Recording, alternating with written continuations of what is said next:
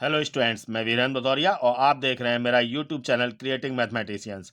Students, आज का lecture बहुत ही कॉन्सेप्शनल होने वाला है, जिसमें मैं आपको हाइपरबोला के ऑक्सिलरी सर्किल, एसेंट्रिक एंगल, इसके पैरामेट्रिक पॉइंट और इसकी पैरामेट्रिक इक्वेशंस, इसके बारे में बताऊंगा। मैं इसके पैरामेट्रिक पॉइंट ड्राइव करके दिखाऊंगा, जिससे कि आपको ये पूरा कॉन्सेप्ट जो है वो क्लियर हो जाएगा। स्टूडेंट्स, मैं आपको एक बात बता दूं कि ये कॉन्सेप्ट जो है वो जनरली बुक्स में नहीं मिलता है। आप चाहे जिस भी इंटरमीडिएट की किताब से पढ़ते हैं, उसमें आप देखिएगा कि ये कॉन्सेप्ट उपलब्ध है कि नहीं है। बहुत ही रेयर ये प्राप्त होता है। तो आप इस पूरे लेक्चर को देखिए, आपको ये पूरा कॉन्सेप्ट जो है वो बहुत इजीली क्लियर हो जाएगा। और स्टूडेंट, इससे पहले मैंने इलिप्स के भी इन सारी क्वांटिटीज के वीडियो अपलोड किया है। अगर आपने वो नहीं देखा है तो उसे आप अवश्य देखिए, उसका लिंक आपको डिस्क्रिप्शन बॉक्स में मिल जाएगा। तो आइए शुरू करते हैं आज का लेक्चर।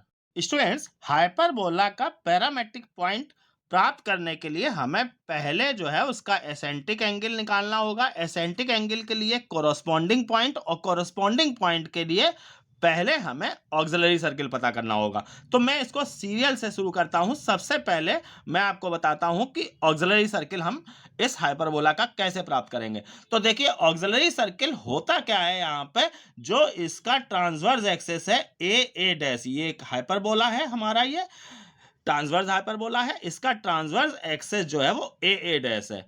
इसको डायमीटर मान के एक सर्किल बना लीजिए। तो ये जो हमको सर्किल प्राप्त हुआ है, ये ऑक्सिलरी सर्किल कहलाता है। तो देखिए, इसके डायमीटर जो है वो 2a हो जाएगा, क्योंकि ट्रांसवर्स एक्सिस की लेंथ 2a होती है। तो यानी कि इसकी रेडियस, ऑक्सिलरी सर्किल की रेडियस जो है वो a हो जाएगी। तो इसकी इक्वेशन, इसका सेंटर देखिए, यही 0 0 होगा, जो इस हाइपरबोला का सेंटर है। तो ऑक्सिलरी सर्किल की इक्वेशन जो होती है वो x square plus y square equal to a square होती है। ये भी बहुत ज्यादा क्वेश्चन जो है वो कॉम्पिटिटिव एग्जाम्स में पूछा जाता है। तो ऑक्सिलरी सर्किल की equation x square plus y square equal to a square है, और इस तरीके से हमने ऑक्सिलरी सर्किल प्राप्त कर लिया।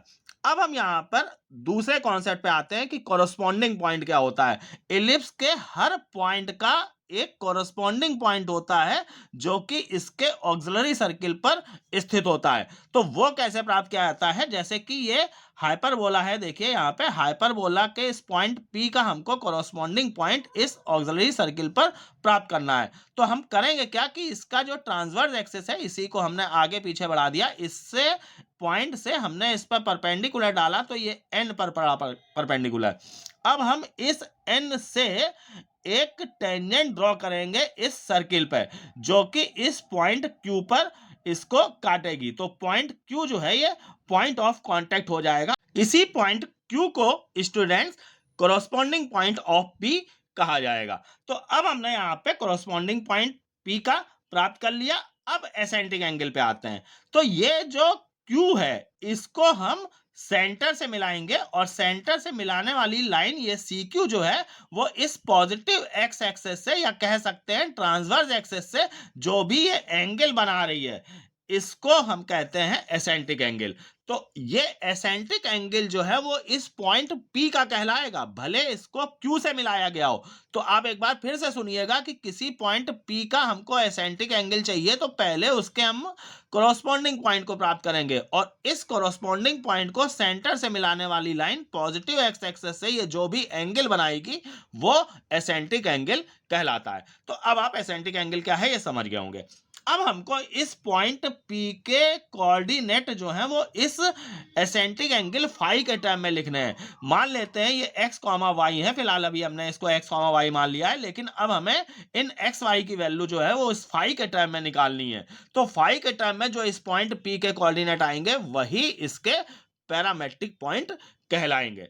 तो इसके लिए अब आप देखिए ढंग से यहाँ पे क्या करना है। इस ट्रायंगल को देखिए आप, CQN जो है वो ये हमारा राइट एंगल ट्रायंगल होगा, ये 90 डिग्री का एंगल होगा। आप जानते होंगे कि सेंटर से कांटेक्ट पॉइंट को मिलाने वाली लाइन टेंजेंट के परपेंडिकुलर होती है।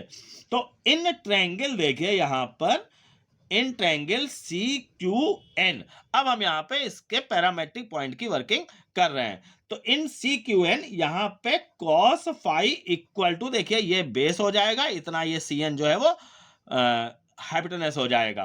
तो a अपॉन सी एन हो जाएगा। इससे हम सी एन की वैल्यू निकाल लेंगे a अपॉन कॉस फाई और ये ऊपर ले जाएंगे तो ये सेक फाई आ जाएगा। तो सी एन की वैल्यू मतलब यहां से यहां तक की लेंथ इतनी जो है वो हमको a सेक फाई प्राप्त हो गई। अब देखिए हमें इस पॉइंट का कोऑर्डिनेट लिखना है, तो इसका जो एब्सेसा x जो है वो यही y एक्सिस से डिस्टेंस होती है। इतना हमको पता चल गया कि ये a सेक फाई है। अब हमको यहाँ पे इसका ऑर्डिनेट y पता करना है। तो ऑर्डिनेट जो है वो x एक्सिस से डिस्टेंस होती है, यानी कि pn इसका जो है वो ऑर्डिनेट होगा।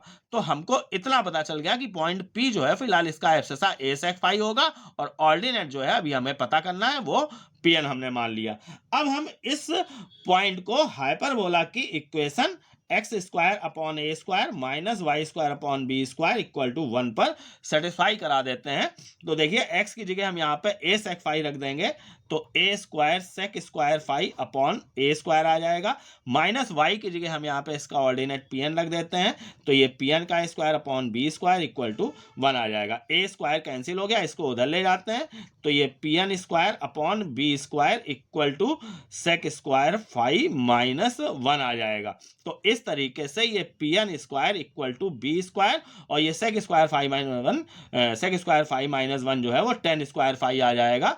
तो हमको pn की वैल्यू प्राप्त हो गई b10 फाई। अब हमको फाइनली ये पॉइंट मिल गया। पॉइंट p जो आ गया वो हमारा a sec phi comma b10 phi. तो यही हमारा जो है वो पैरामेट्रिक पॉइंट ऑफ हाइपरबोला हो जाएगा। तो आप ये प्रूविंग समझ गए होंगे कैसे यहाँ पे हाइपरबोला का पैरामेट्रिक पॉइंट निकाला जाता है।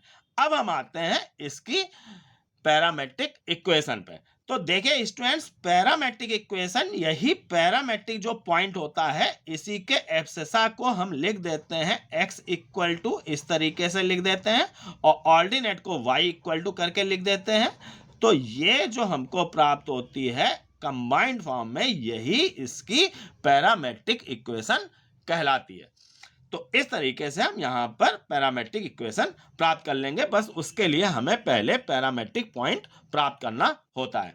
तो अब स्टूडेंट्स यहाँ पर आप पूरा concept auxiliary circle, eccentric angle, parametric point और पैरामेट्रिक इक्वेशन क्या होती है हाइपरबोला की ये समझ चुके होंगे। अब मैं आज के लेक्चर को यहीं पर समाप्त करता हूँ। अगर आपको ये लेक्चर पसंद आया हो तो इसको लाइक कीजिए, शेयर कीजिए और मेरे चैनल को सब्सक्राइब कीजिए अगर आप मेरे चैनल पर पहली बार आए हैं तो।